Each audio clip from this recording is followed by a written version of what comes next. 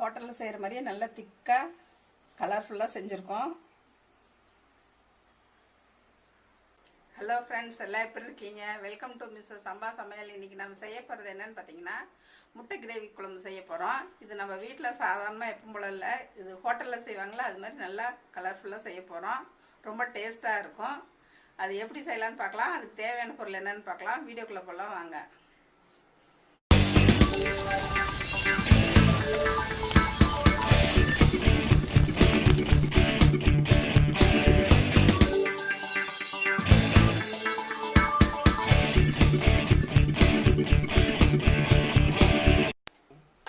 முட்டை 4 வேக வச்சு எடுத்துருக்கோம்.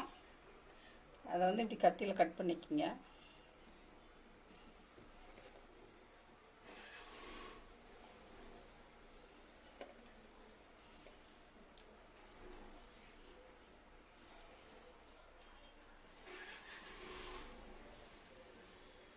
முட்டையை நம்ம வந்து மசாலா போட்டு பெரட்டலாம். அதுக்கு வந்து மஞ்சத்தூள், மிளகாத்தூள், மிளகுத்தூள், உப்பு, முட்டையில் அதில் போட்டுடலாம்.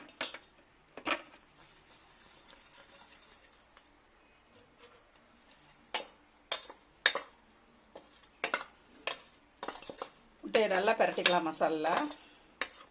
முட்டையை மசாலா நல்லா பிரட்டியாச்சு. ஒரு கடாய் வச்சு 2 ஸ்பூன் எண்ணெய் ஊற்றிடலாம்.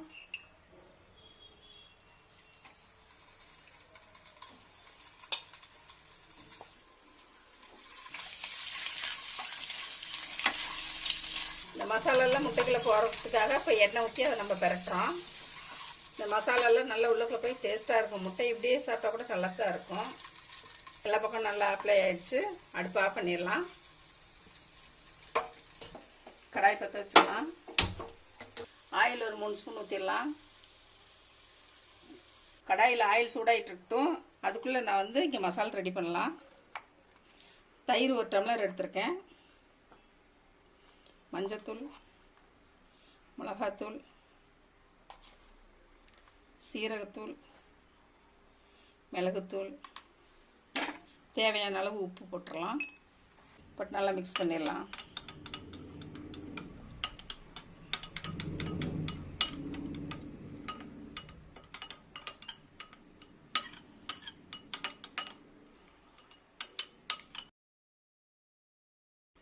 ஆயில் சூடாயிருச்சு.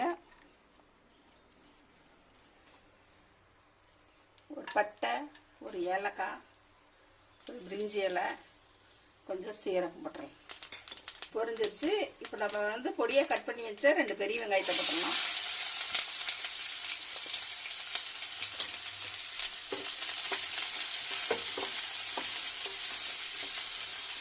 வெங்காயம் நல்லா வதங்கட்டும். இது நல்லா கோல்டன் கலர் வர அளவுக்கு வச்சுக்கலாம். இந்த குழம்பு ரொம்ப டேஸ்ட்டாக இருக்கும். நம்ம எப்போவுமே வச்சு சாப்பிட்ற இந்த மட்டன் குழம்பு மாதிரி வச்சு அதில் முட்டை போடுவோம், அது மாதிரி இல்லை. இது நல்லாயிருக்கும் பாருங்கள். சப்பாத்தி, தோசை, இட்லி எல்லாத்துக்குமே வச்சு சாப்பிட்லாம். நல்லாயிருக்கும் சூப்பராக. நல்லா திக்காக கிரேவியாக ஜூஸியாக இருக்கும் பாருங்கள். பார்த்தாலே சாப்பிடணும் போல் இருக்கும். இந்த குழம்பு ஹோட்டல்லாம் நம்ம பார்த்ததுமே சாப்பிட்லான்னு தோணுமில்ல குழம்பெல்லாம், அது மாதிரி இருக்கும். வெங்காயம் நல்லா வதங்கிடுச்சு. இப்போ இஞ்சி பூண்டு பேஸ்ட் 1 ஸ்பூன் போட்டுடலாம்.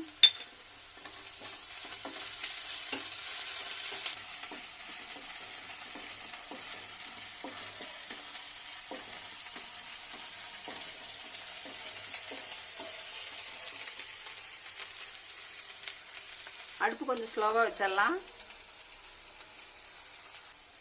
மஞ்சத்தூள் 1/2 ஸ்பூன், மிளகாத்தூள் 1/2 ஸ்பூன் போட்டுக்கலாம்.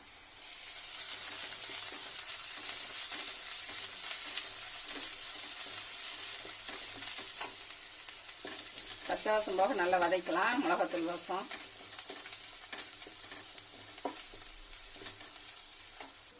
மல்லித்தூள் 1 ஸ்பூன் போட்டுக்கலாம். சீரகத்தூள் 1/2 ஸ்பூன் போட்டுக்கலாம். கறி மசாலா 1/2 ஸ்பூன் போட்டுக்கலாம். எல்லாம் போட்டு ஒன்றா மிக்ஸ் பண்ணிடுங்க. பச்சை வாசம் எல்லாம் போகட்டும். நல்லா வதக்கிடலாம். இப்போவே மசாலா வாசம் ரொம்ப சூப்பராக இருக்குது. இப்போ நம்ம வந்து தக்காளி ஊற்றிடலாம். 3 தக்காளி எடுத்து அரைச்சி வச்சுருக்கேன் நல்லா நைஸாக, அதை போட்டுடலாம்.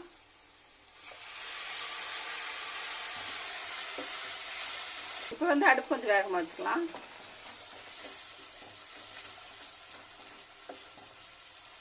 மூடி வச்சிடலாம். ஒரு 3 நிமிஷம் அப்படியே வேகட்டும்.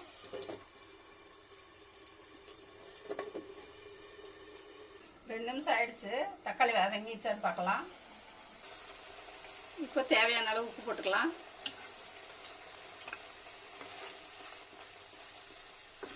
இந்த கொஞ்ச நேரம் வதங்கட்டும்.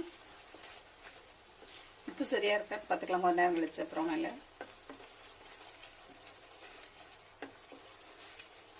தக்காளி பச்சை வாசம் போயிடுச்சு. அடுப்பு ஆஃப் பண்ணிடலாம். கொஞ்சம் ஒரு 2 நிமிஷம் ஆறட்டு இப்படியே.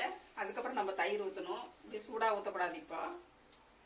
இப்போ வந்து நான் ஹோட்டல் ஸ்டைலில் வேணும்னு தக்காளி அரைச்சது அதில் கொஞ்சம் கேசரி பவுடர் சிவப்பு கலர் கலந்துருக்கேன்.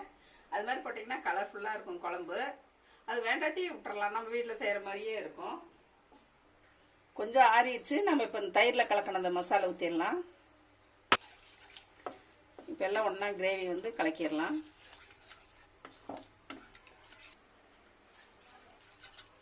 அடுப்பத்தை வச்சிடலாம். கலக்கிட்டு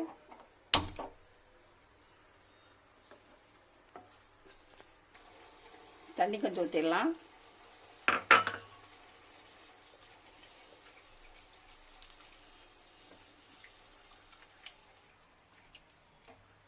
இப்போ வந்து நம்ம முட்டை போட்டுடலாம்.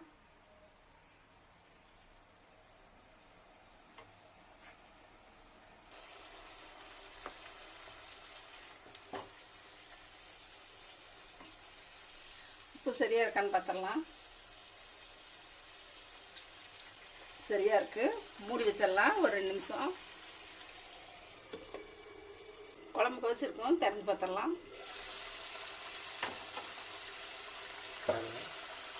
பாருங்க இவ்வளோ சூப்பராக இருக்குது.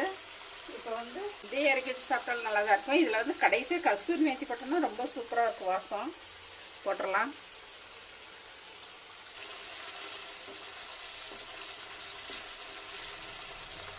கஸ்தூரி மேத்தி உடம்புக்கு நல்லது. அது வெந்தயக்கீரை தான்.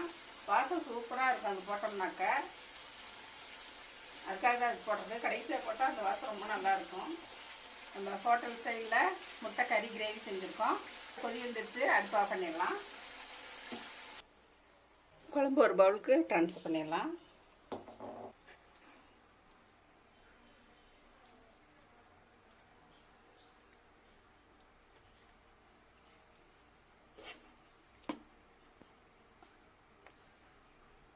ஹோட்டல் ஸ்டைல் கிரேவி முட்டை குழம்பு வச்சாச்சு.